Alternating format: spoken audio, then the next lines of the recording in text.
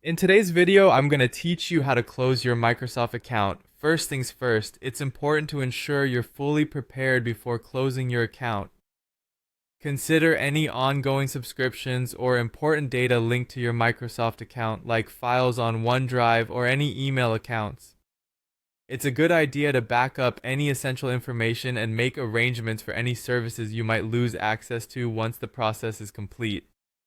Once you're ready, head over to accountmicrosoft.com. This is the central hub for managing your account, so bookmark this page if you anticipate needing to visit again. When you arrive at the website, you'll need to sign in. Enter your credentials carefully, that's your email address and your password. If you use two-factor authentication, you'll also need to verify your identity using your chosen method, be it a code sent to your phone or email. Once you're signed in and greeted with the account dashboard, you're halfway there. Now, navigate to the top of the page where you'll see a menu option labeled Your Info. This section contains all the personal details linked to your Microsoft account, including your profile, security settings, and more. From the drop-down menu, select Manage Your Microsoft Account. This will bring you to a detailed overview page where you can tweak various settings or make key decisions about your account. Scroll through the options until you find the setting to close your account. It might take a moment to locate, so take your time and don't rush through it. Once you find Close Your Account, select it, and this will initiate the process.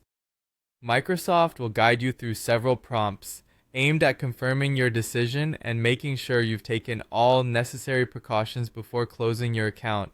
These steps are really important as they ensure you're fully aware of what closing your account entails and any associated repercussions. Follow each prompt carefully, ranging from acknowledging any account-related consequences to providing a secondary contact method where applicable. As you progress, Microsoft might ask for confirmation at multiple stages, emphasizing the importance of your decision.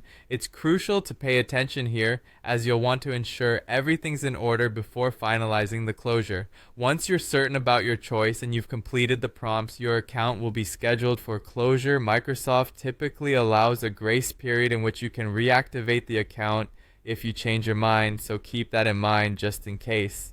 And there you have it. By following these steps, you can close your Microsoft account effectively while understanding all the implications involved. Make sure to review any information you might have missed, and always feel free to seek support if you encounter any difficulties along the way.